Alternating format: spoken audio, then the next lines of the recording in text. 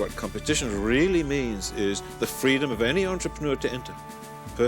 Not perfect competition in a model sense, but absolute competition that nobody is blocked from exercising a good idea that he or she may have because somebody else is privileged. No privilege.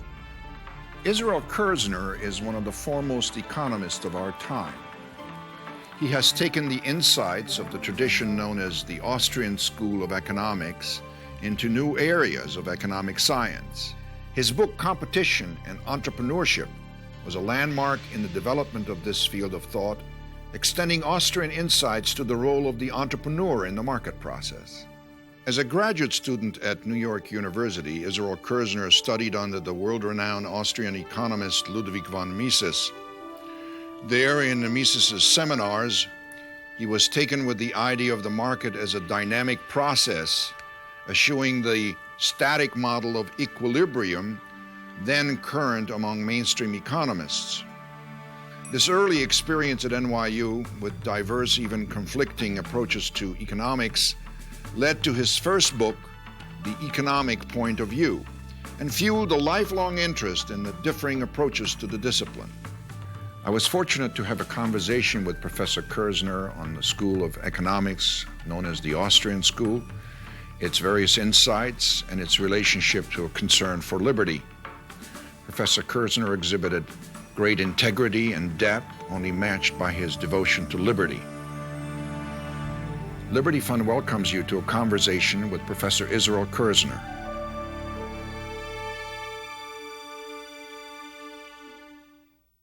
How do you explain the fact that here is a science, at least propounded to be a science, that nevertheless has these continuing competing schools? I believe it is a tribute to the subtlety of economic insights that is responsible for the different ways of seeing what is central and what is peripheral to economic understanding. So if, for example, the classical economists thought they were developing a science of wealth, later economists began to realize they were not talking about an objective wealth, they were talking about something maybe maximization, or they were talking about exchange, or they were talking about human action. These are different related dimensions of the same central phenomena, and that is why they have developed over time different conceptions of what is the essence of economics altogether. And Mises was fascinated by that, and his idea led to my being fascinated by that. And I find myself coming back to that again and again. Tell us a little bit about what you take to be the central tenets of Austrian economics. Austrian economics is a tradition. It's rather than a cut and dried body of thought. It has evolved over about 125 years. So to list the tenets is not to list some of the elements in a founding constitution. It's to list some of the ideas and insights that have evolved during this period. Let me just digress for a moment. The late Fritz Machlup, who was an eminent economist and who was trained in Vienna and was always proud to be seen as an Austrian economist, he made various lists at various times as to what Austrian economics consists of. I've always found that his list was incomplete. And that indicates that Austrian economics is indeed an evolving tradition. What he learned in the 1920s and what he was able to crystallize into a list of insights and points reflected what was being taught in Vienna in the 1920s. By the late 20th century, the Austrian economics had evolved. The tradition had evolved. So coming back to a list of the tenets of Austrian economics, I would say, of course, subjectivism would be the most important insight, by which we mean, and we can explore this further, but by which we mean very briefly, the idea that what influences human action is not any physical phenomenon per se, but the way that physical phenomenon is interpreted by the human mind. I sometimes give a little example. If one finds a statistical connection between the degree of rainfall and the number of umbrellas per capita purchased, one might say, well, rainfall produces a demand for umbrellas. An Austrian would say, well, that's true, but we have to understand why it's true. And it's true not because rainfall generates umbrellas, but because people don't like to get wet. Exploring a bit further, we would say it's because people, if they got wet today, they expect they might get wet next week. So this involves expectations.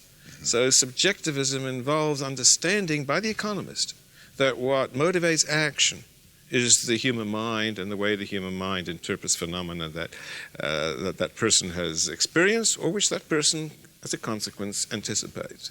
So that would be one important tenet of Austrian economics.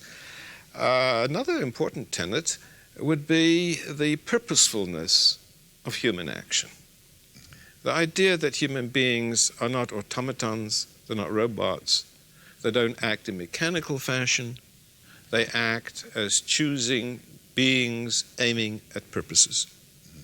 The purposes at which they aim are chosen by themselves. There may be other disciplines that can explain to some extent how certain purposes rather than others, certain objectives, certain goals rather than others come to be adopted and pursued. The economist begins by taking as a starting point the fact that human beings do have objectives and goals and purposes. And we understand action, we understand the decisions that people make, the actions they take, we understand these as being motivated by purposes. It may seem almost trivial to make this point, but in economics it's far from trivial. Mainstream economics, has crystallized the notion of the decision into a maximizing exercise where the goals are in the background and there is somehow an objective function and individuals act to maximize an outcome without any real feel for the purposefulness of human action.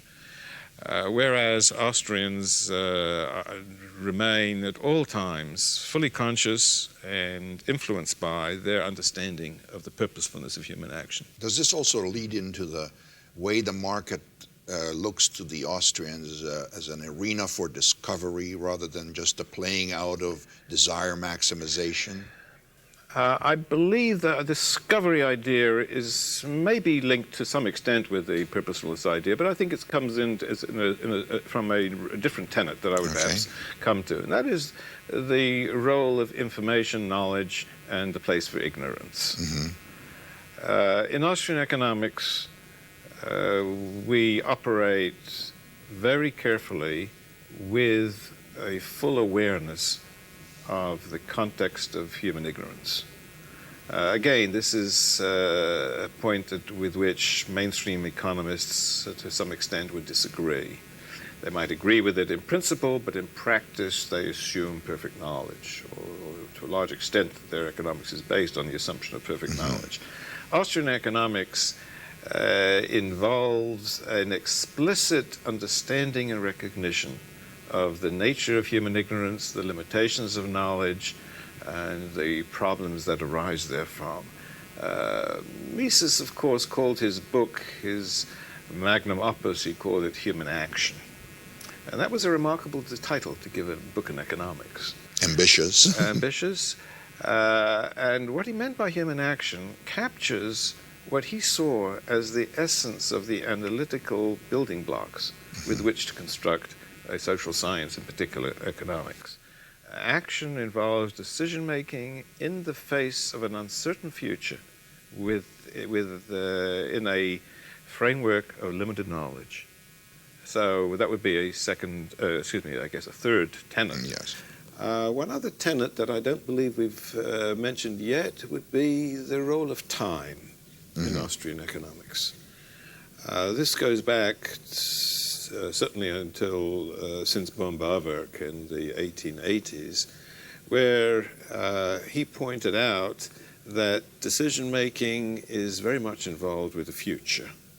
Time enters into Austrian considerations in an essential way, not simply in a matter of putting time subscripts under, under variables, but in fact recognizing that people see their own actions within a perspective of futurity. Could you tell us a little bit of an example how that works out and say in a decision, buying a house or a car or taking a job, employment or something like that? Right. When one buys a house or when one buys a suit, it's very easy to fall into the error of thinking of this as an object. I'm buying this house as an object, I'm buying this garment as an object. Austrians recognize when you buy a garment, you're buying a flow of future services. When you buy a house, you're buying a flow of future residential services. And consequently, a decision as to how much to pay for the house, how much to offer for the house, how much to offer for the garment, is very much dependent upon one's perception of what the future is. One thinks of the future, and I think there's nothing new in this to anybody in the real world. That when you buy a house, you're thinking of the future, what your career will be in the future, but that's true of every commodity. One buys, certainly for a capital good like a house, or even a short-term capital good like a garment, but even if one buys an article of direct consumption of food, one's thinking about when one will use this food in the future. It's not simply a question of time subscript. That is not simply a question of summer or winter. It's a question of seeing the future as in perspective. You think in space, we think of the future as we think of a distance as coming together in perspective. In the same way, there is a time discount factor, and that has entered into Austrian economics very importantly, and I'm sure we'll get a chance to talk about this separately. So these would be, I think, the major tenets which make up the Austrian view. Your work, for example, in competition and entrepreneurship, has marked your major contribution to the to the Austrian school. Tell us a little bit about this. In what way is it different from some of the previous Austrian contributions, and in what way has it enhanced the Austrian school as a science of economics? What became apparent to me, and there was a paper which I presented at a Mont Pelerin Society meeting in Vichy, I believe in 1967 probably. This is the society that Hayek and that's Friedman right. That and was Mises established. That's correct. That was a society founded by Hayek. It was Mises used to attend in the early years. It has evolved into really an extraordinary group of individuals interested in classical liberal ideas, right. Not only economics but other fields as well. And this is where you gave this paper. I gave this paper in Vichy, where they had a conference in, I believe, 1967. And at that, I was invited to give a paper there, and that paper, preparing that paper, revealed to me the sharp distinction between the nature of the decision, the economic decision, as it had been articulated by Lionel Robbins, later Lord Robbins of the London School of Economics, in a famous book that he wrote in 1932 entitled The Nature and Significance of Economic Science. The difference between that conception of the decision and what Mises called human action. That difference, that contrast, I was finally able to pin it down. The difference between a Robbinsian, as I would call it, a Robbinsian view of the decision and the Misesian concept of action is very simple. For Robbins, economizing decisions consist in manipulating scarce means in order to maximize the fulfillment of competing ends, means and ends. And this was a profound articulation that Robbins was able to make under the influence of the Austrians. And Robbins had an enormous influence over subsequent microeconomics. Subsequent mainstream microeconomics can be traced back to the Austrian insights that Robbins learned in Vienna in the late 1920s. However, those insights were confined to a view of the decision which starts out with the means being considered given and the ends, the objectives, being considered to be given. The decision consists in manipulating the means with respect to the given ends. It's, in a way, a mathematical problem. And indeed, mainstream microeconomics, mainstream price theory has pursued that point of view. It still pursues that point of view, and I'm not questioning its usefulness, but I'm questioning its completeness. What Mises, however, recognized is that when human beings make decisions, they are acting, meaning that at the same time that they are indeed rationally arranging means to, in order to achieve the goals which they have chosen for themselves, they are at the same time, in the very same decision, in the very same action, they are identifying what they believe to be the available means and what they believe to be, what they are choosing to be, the relevant ends. And so that human action consists of the Robbinsian decision encased in a broader, more encompassing notion of selecting the framework, which for the Robbinsian decision is considered to be given. And this is the entrepreneurial element. This is the element of initiative, of taking hold of things and rearranging them rather than just mechanically interacting with them. Right. And when Mises has written that every human actor, every human agent is to some extent an entrepreneur, what he meant, in my interpretation, what he meant is that in acting, a human being is identifying, choosing, discovering, creating, if you will, the framework within which he's going to be acting in a rational way. Let's talk about the possibility of making predictions. One of the ways in which predictions have been held to be, in principle, possible in economics is the notion of the so-called single exit solution. If we're in a room where there's only one door through which we can make our exit, it's fairly easy to predict where we will go. We're not going to go through the window, we're not going to go through the ceiling, we're not going to drill a hole in the wall, we're going to go through the single exit. Now, from a Robbinsian perspective, given the framework, given the ends and the goals and the ranking of those goals by the individual, given the available means, the rest is a calculation. It's a calculation problem. It's a mathematical problem. The solution is implicit in the data. There is a single exit. And consequently, in principle, the economists will be able to predict what's going to happen. So you see somebody walking into a supermarket, you imagine that person to have his utility function, you have that person, you have the person to have a specific number of dollars to spend, the prices of the items are on the cans. The rest is a matter of mathematical manipulation. It's in principle predictable. Whereas when one recognizes the broader entrepreneurial framework in which human action takes place, then it is clear that one cannot predict what a person can do because we don't know what that person believes, we don't know what that person expects, we don't know what that person is going to create. And consequently, there is a great fundamental existential difficulty in making predictions.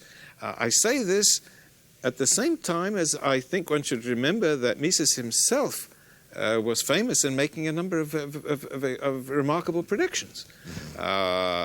But I always explained that Mises made those predictions not as economic theorist. He made those predictions as a wise man of the world who was able to understand what indeed people will expect, what they will do, but not as an economic theorist. Pure economics is unable to make the kind of predictions that in principle is expected of economic theorists in the mainstream. Now, turning to the title of your book, Competition and Entrepreneurship, yes.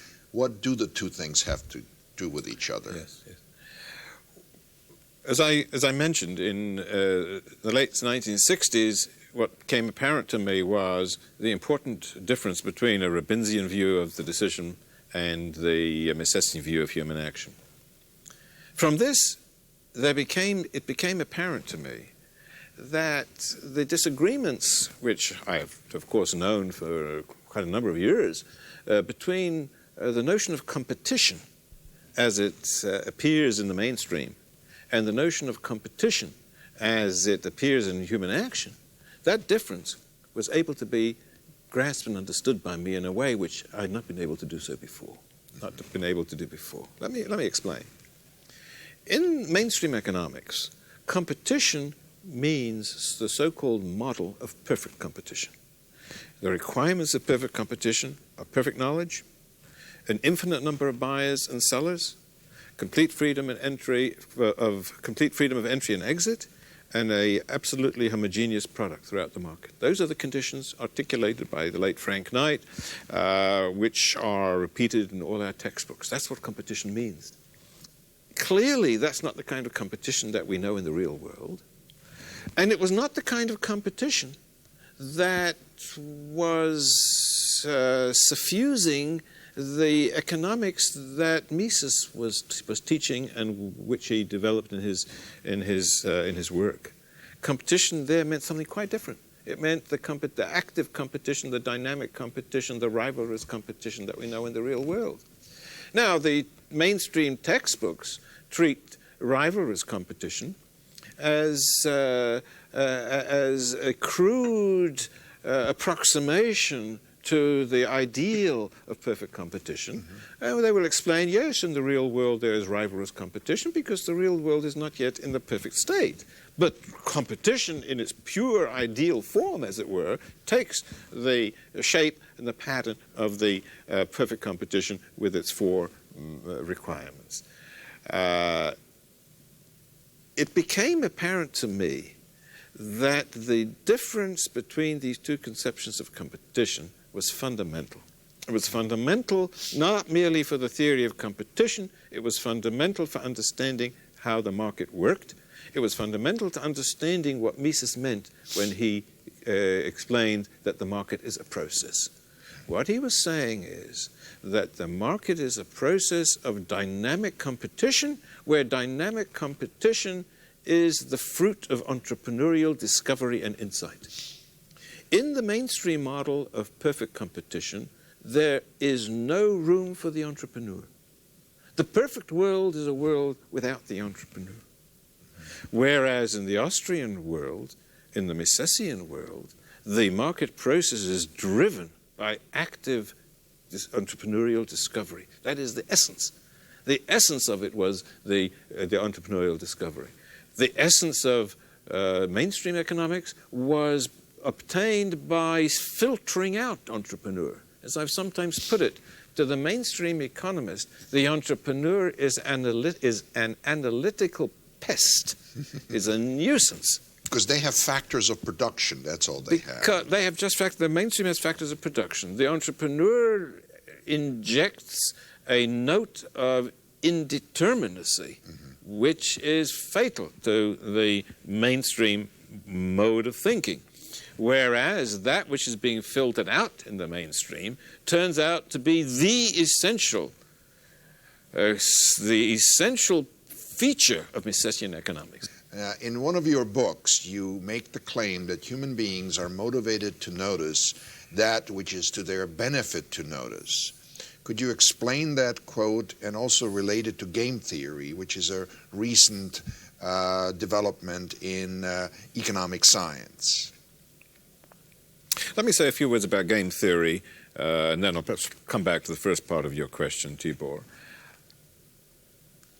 game theory is certainly not part of Austrian economics, but it has an interesting relationship to Austrian economics. Game theory emerged as a result of the work of Oscar Morgenstern, and of course von Neumann. Morgenstern was an Austrian economist. He was a member of the Mises seminar.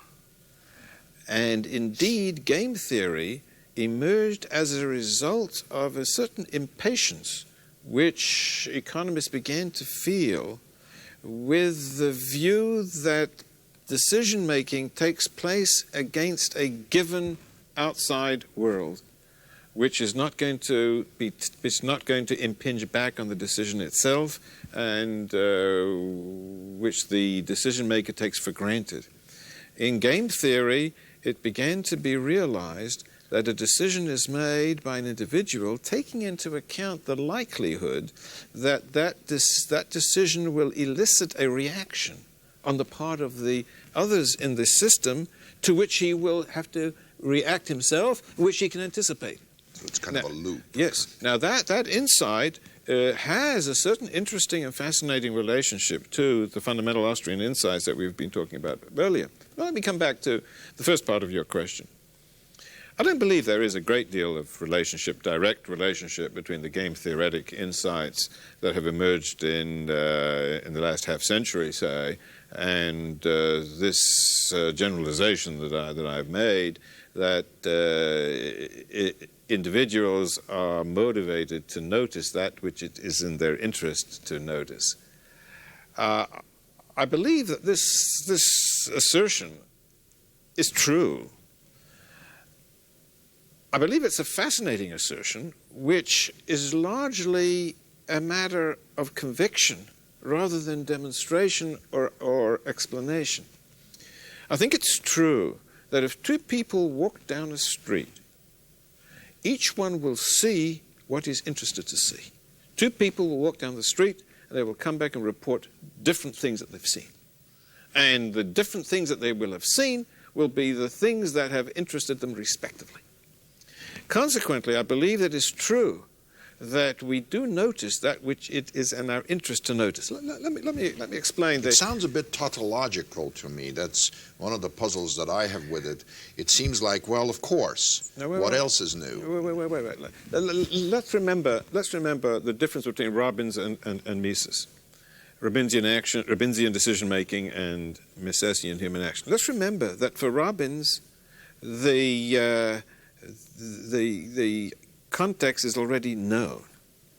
Now, in a Robbinsian context, the notion of learning something I didn't know before has to take the form of learning the information which I know that I do not have. For example, I have to look up a telephone number. I know that I don't know the telephone number. I'm ignorant of that telephone number. But I am not ignorant of the fact that I'm ignorant of the phone number. I know that I don't know the phone number, and I know how to get the phone number. I look up the phone book. I look up the number in the phone book.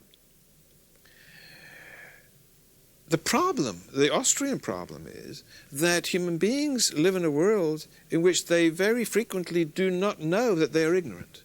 They do not know precisely in what respect they are ignorant. Consequently, it might seem that what people learn, not knowing what it is that they didn't know, is purely a matter of chance. Because, if I'm browsing around in a library, not looking for anything in particular, it would seem to be a matter of pure chance which books are going to fall into my hands. What we're suggesting, though, it is not purely a matter of chance. There is somehow an affinity between what falls into one's hands and what one is interested in. One notices those books in which one has an interest, and one notices those opportunities in which one has an interest. And in that respect, I believe that in Austrian economics, this insight, difficult as it is to explain rationally, I wouldn't say it's trivial. I would say it's in a way it's remarkable, because we see what's around the corner. To notice what one doesn't know exists, and one doesn't know about, is to see something that's around the corner. And it's very difficult to explain how one sees things around the corner and what it is that people will see from around the corner. What is, since we are there, we might as well discuss, what is that famous debate that we all know about, the calculation debate? Give us a short description of that, and how much does that distinguish Austrian economics from, say, some other non-socialist, non-central planning oriented economic schools? The socialist calculation debate and the Austrian position in that debate, I believe, is one of the most important developments in economic discussion during the 20th century. And I think it will have implications for economics and for social policy for many, many years to come. Let me briefly go over the bare outline of the history. Mm-hmm. In 1920, Mises wrote a paper published in a journal in which he pointed out that economic calculation under socialism is impossible. I'm emphasizing the stark word impossible. He did not say that socialism is impossible. He said that socialist calculation is impossible, meaning that central planning is an impossible undertaking. Now, we have to understand the impact which this claim made at the time and the intellectual weight of that particular claim. There had been many debates between socialism and capitalism for many years before 1920. But the possibility of socialist planning had never been in question. The question only was, would the results of socialist planning be better or worse from various ethical or economic perspectives than that which emerges under a free market? But that socialist planning is conceivable and possible was never in question. And here comes Mises in 1920 and says, gentlemen, this debate is an empty debate. There can be no socialist planning. His reason for making this iconoclastic claim was that under socialism, there are no prices for resources. There are no market prices for the scarce resources that are necessary for production. With no prices being in place, there is no way in which a central planning authority, no matter how motivated they are, no matter how intelligent they are, no matter how dedicated they are, there is no way in which they can calculate the relative importance of different resources so that they can avoid waste. And therefore they may be using extremely valuable resources for relatively unimportant production objectives. And they would have no way of knowing that they are doing so. That was the core of the Austrian critique of socialism, which Mises made in 1920. It set off a vigorous, bitter debate between the two world wars. It was during that debate that Hayek joined Mises in the central thesis. He edited a book entitled Collectivist Economic Planning of 1935, in which he brought together the various critiques of the possibility of socialist planning. He wrote his own introduction to that book. He wrote his own concluding essay on that book. At about the same time, there were attempts by socialist economists, particularly Oskar Lange and Abba P. Lerner, to come up with ideas that might permit the possibility of socialist planning. And for a long time, these attempts, the Lange-Lerner attempts, were accepted by the mainstream as being valid. And the stories that were told in the textbooks on comparative economic systems were stories that said there was an economist called Mises who raised an important question about the possibility of socialist planning. Fortunately, these problems have been solved by Lange and Lerner. It wasn't until the 1970s and 1980s that it became apparent that these attempts were in fact total failures. And the explanation for the failure of the profession to recognize this has a great deal to do with the difference between mainstream economics and Austrian economics. There was an interesting observation by Abba Lerner where he pointed out that Marxism is the economics of capitalism, because, of course, Marx was analyzing the capitalist system, not the socialist system, while price theory, the theory of price of capitalism, turns out to be the economics of socialism. And what he meant by that was that, yes, if you take standard equilibrium price theory, there's no reason why you cannot transplant that whole theory to a theory of central planning. And it was indeed the whole Misesian view of the entrepreneurial character of the market process and of market prices which explained why no central authority, no matter how well-intentioned, can emulate the results of a market system. Let me again return to your contribution and your emphasis on entrepreneurship. What, if any, implications does your contribution have for public policy, for policy-oriented economic thinking? There are a number of dimensions of potential policy implications. Let me give you an example. Take competition. There is a huge volume of literature on the theory and policy of antitrust. An enormous volume of work has been written over it. One of the things that I learned very early in my exposure to Austrian economics was that, to a large extent, that literature and those policies, no matter how well-intentioned they may have been, are based on a faulty understanding of how competition works in the real world.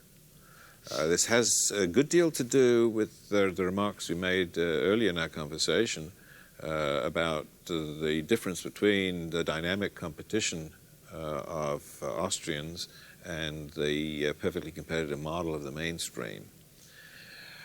The history of antitrust is rather complicated, but I think it's fair to say that over the bulk of the 20th century, antitrust policy has been driven by the false view that the perfectly competitive model represents an ideal to which we must try and approximate, an ideal which we must try and emulate as best we can. And any departure from perfect competition is a step backwards, and any move towards perfect competition is a step forwards.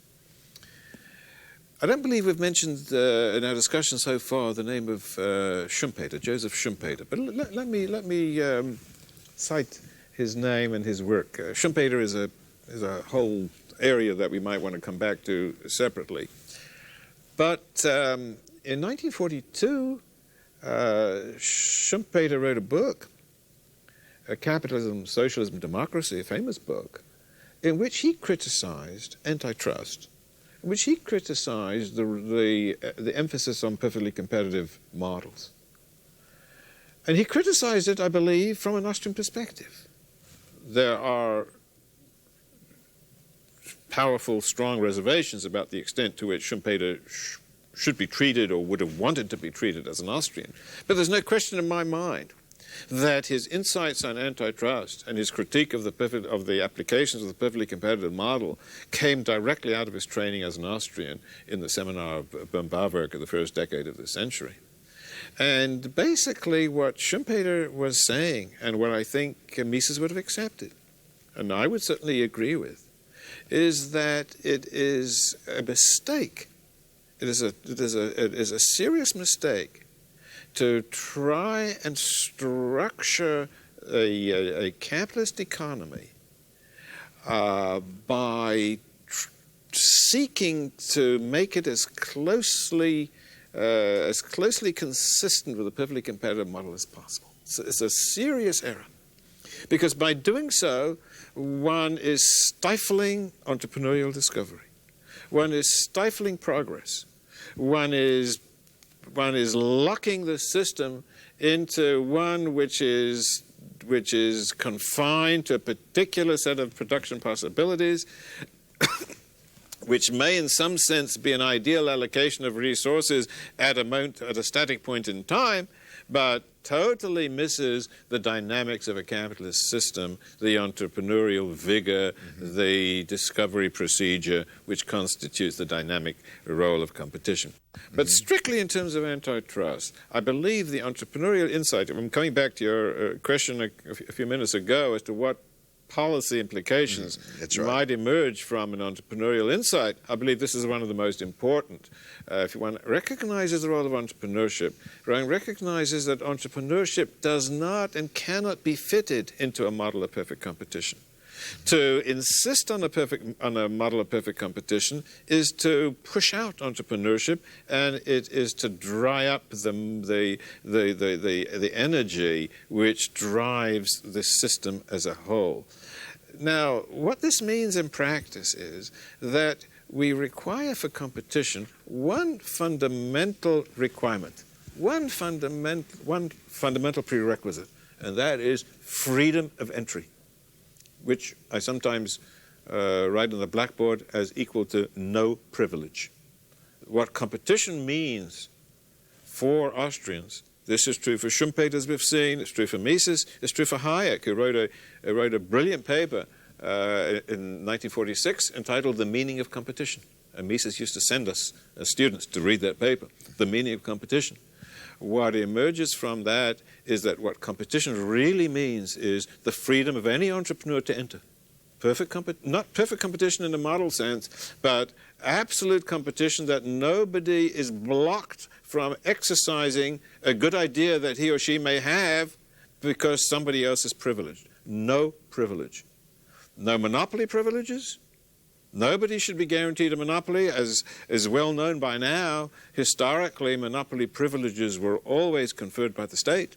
The market itself does not, in general, generate monopoly positions. Monopolies were, in the past, always invariably conferred by the state as a reward to faithful service. So what is required is no privilege. Nobody should be protected from the cold winds of entry, of competitive entry, entrepreneurial entry. So recognizing the entrepreneurial character of the market process drives home our understanding of the dynamic force and the beneficial force, the beneficial character of that dynamic force of competitive entry. What about the more recent Austrian economists? Let me talk a little bit about Ludwig Lachmann. Ludwig Lachmann was a dear friend of mine, with whom I disagreed vehemently almost all the time that we were together. Lachmann's own history is quite interesting. He grew up in Berlin. He studied under Werner Sombart, certainly no Austrian economist. Books can be written about Sombart, but that's not our concern today. Lachmann left Germany in 1933, came to London, studied under Hayek. He then went to Johannesburg, South Africa, where from about 1950 till the mid-70s he had the chair of economics at the University of Witwatersrand. He was one of the few economists of his time who welcomed Mises' Human Action. When it was published in 1949, he wrote a glowing review article about it. And he's always been considered a great sympathizer with Austrian economics. However, when one comes down to an analysis of Lachmann's views, they turn out to be really inconsistent with many of the most important of the Misesian insights. Now, this may seem a contradiction. Let me explain. In 1960, I published my first book, The Economic Point of View. Very soon afterwards, I received a letter from Ludwig Lachmann. I was extremely excited by this letter. There ensued a correspondence between Lachmann and myself, which extended many, many years. In the 1970s, we were able to bring Lachmann to New York University to participate in our Austrian program. He attended he was one of the most important participants in our weekly colloquium. He taught courses to our students, and he had made a great contribution to the emergence of interest, resurgence of interest in Austrian economics at New York University among our students and in general. However, when one analyzes Lachmann's work, it turns out that what's motivating Lachmann is his belief to a radical degree in the absolute freedom, indeterminacy of human choice. Not only of human choice, but of human knowledge and expectations. Now, one can understand and appreciate and sympathize with that. To Lachmann, however, this meant that nothing in mainstream economics, no systematic equilibration of any kind, can be accepted as part of a valid economic understanding. This put him, in my view, entirely apart from the work of Mises. Lachmann himself wrote an article, a fascinating article in the early 70s, entitled From Mises to Shackle. Now, to those who know the name of Shackle, his name conveys that of a profound scholar who made extremely important contributions to our understanding of the role of uncertainty. And that is, and for Lachmann, Mises was nothing but a stepping stone to the work of Shackle. And indeed, again and again, it turns out that on important issues of understanding the market process, Lachmann was not able to accept the determinacy which even Mises was able to attribute to the market process. Let me give you perhaps a practical example. I think all economists, mainstream Austrians, would understand that there is a tendency for the price of a single commodity to converge, for the prices of a single commodity to converge to a single value within a single market. If milk is being sold in different parts of the same market, it may be a bit more expensive here, a bit cheaper over here, but sooner or later, the prices are going to merge together for the very simple reason nobody's going to pay the higher price if they can get it for a lower price. Nobody's going to sell for a lower price if you can get a higher price. This is the powerful force of competition, which tends to bring about a single price throughout the market.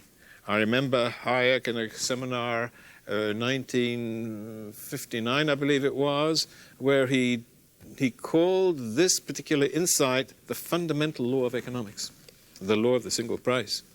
But the law of the single price is nothing else but a law of equilibration. Now, we haven't talked much about equilibrium, but obviously Austrian economics do not accept the preoccupation with the equilibrium state, which characterizes much of mainstream economics. However, Austrian economics, following Mises, certainly does pay a great deal of attention to this fundamental economic law, that there are powerful forces operating to bring the prices of a single commodity throughout the market into line. Lachmann would have disagreed. Lachmann would have disagreed with the force of these, with the nature of these forces. And to a large extent, this means that Lachmann's practical economics has to be considered to be different from that of Mises. His insights were profound. He was a man of great intellectual integrity and honesty. And he was a man of profound scholarship, and he really appreciated Mises because he appreciated the extent to which Mises himself had departed from the mainstream determinacy which Lachmann so much abhorred. He's an Austrian, kind of an Austrian maverick, if you like, whose work is fascinating and shows some of the richness and complexity of Austrian work, and may give you a flavor of the kind of disagreements that occurred around the table of our colloquium while Lachmann was at New York University. Who are the other more mainstream Austrians who may make a difference in the future of Austrian school? We haven't mentioned one very important name, and this is Murray Rothbard. Rothbard was one of the disciples of Mises who were attending the Mises colloquium, the Mises seminar, when I was a graduate student. And his work has been extremely important in the resurgence of Austrian economics over the past quarter century. His unfortunate death a couple of years ago took away a brilliant mind. He was certainly an extraordinarily brilliant person. Where genius is perhaps not too extravagant a word to use. His work in Austrian economics is complicated by the fact that he believed that it is not necessary and perhaps not possible to separate one's value judgments from one's science. And as a result, his economics and his libertarian ideology came to be almost inextricably intertwined.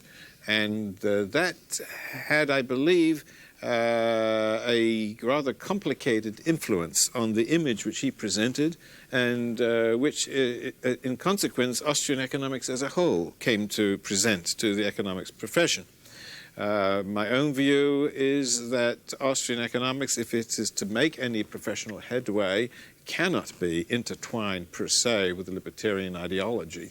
Libertarian ideology, important as it is, and much as I myself, to the large extent to which I share it, cannot be identified with Austrian economics per se. Austrian economics, I believe, as I mentioned earlier, must be treated as a purely scientific intellectual endeavor from which value judgments have been carefully filtered out.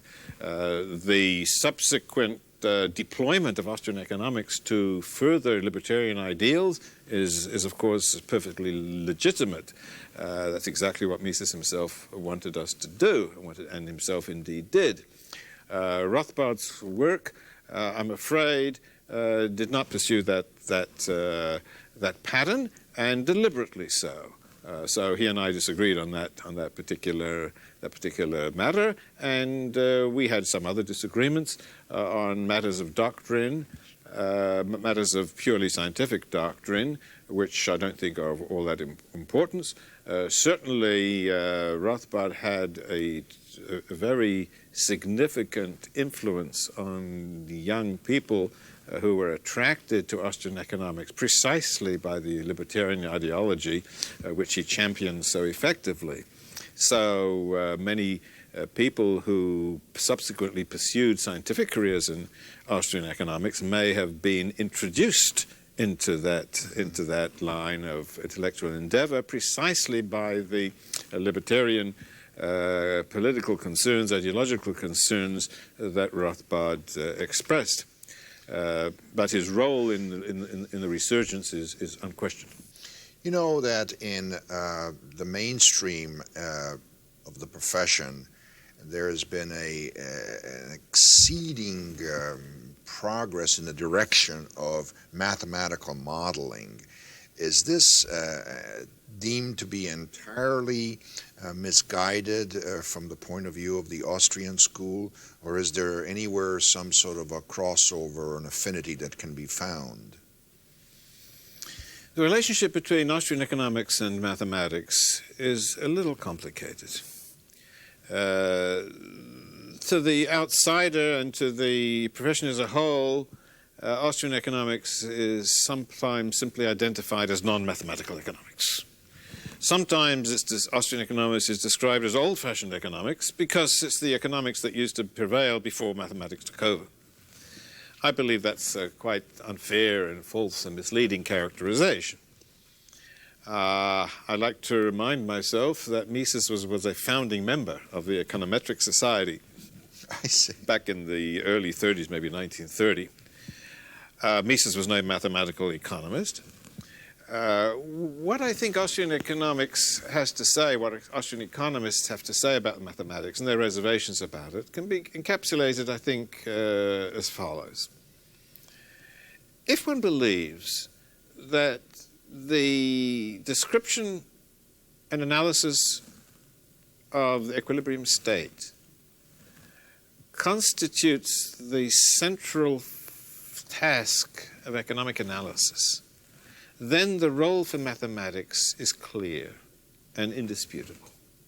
because mathematics can and should and is able to grapple with the meaning of an equilibrium state. In fact, as is well known by now, as well known for many years, equilibrium represents simply the solution to a set of simultaneous equations. It's been known for 100 years that that is the case, and to the extent that that's all one has to do, then mathematics would be fine. The problem, as Austrians see it, is that that is a mere footnote to what economists ought to be doing and should be doing. And that is understanding the market process. That is understanding what forces, if any, are operating to bring about an equilibrating tendency. One of the most eminent mathematical economists of our generation is Franklin M. Fisher. He wrote a book some 15, 20 years ago attempting to do exactly this, to spell out mathematically a theory of process, a theory of an equilibrating process. He labored very, very seriously, with great dedication, many pages of equations. He employed a number of assumptions necessary to get equilibrating tendencies to work mathematically. And he was honest enough at the end of the story to say it just hasn't been done yet. Mm-hmm. Okay. In other words, Austrians are skeptical about the role of mathematics because they believe it diverts attention from the real thing. The real thing, which is the entrepreneurial process, cannot easily, as far as we know, be captured by mathematical regularities. You can't put it in equations. When you quoted me earlier saying that there is a tendency for entrepreneurs to notice that which it is in their interest to notice, it's very difficult to articulate that in the mathematical form. Mm-hmm. It is a tendency. It is not a surefire law. There are important insights that lead us to expect that to be the case, but it's upon those kinds of insights that cannot easily be captured by mathematics that the whole system depends. And that is the source of our skepticism as to the direction in which modern economics has gone. I wanted to ask you something. There's an interesting remark by the late George Stigler, who himself is a Nobel laureate, to the effect that people in economics tend to veer toward the conservative side of the political spectrum. Do you have any comments about this? Yes, that was in a paper that Stigler wrote, I believe, in 1959, and he had a point. Many have wondered, what on earth was Stigler talking about? Surely he knows that most economists are not conservative. Most economists believe a great deal in government interventions. What on earth did Stigler have in mind? My understanding is that he meant something which is identical with what a Marxist writer once wrote. I'm talking about a writer by the name of Zweig. I don't remember his first name. But he indeed complained, as a Marxist, that economics inculcates capitalist ideology into young students because it teaches them about the benefits of the free market. And that's exactly what Stigler meant. The word conservatism and conservative are vague words, and they're used somewhat imprecisely. But what Stigler meant and what Zweig meant is that it is very difficult to learn economics, even if you learn it from a non-Austrian.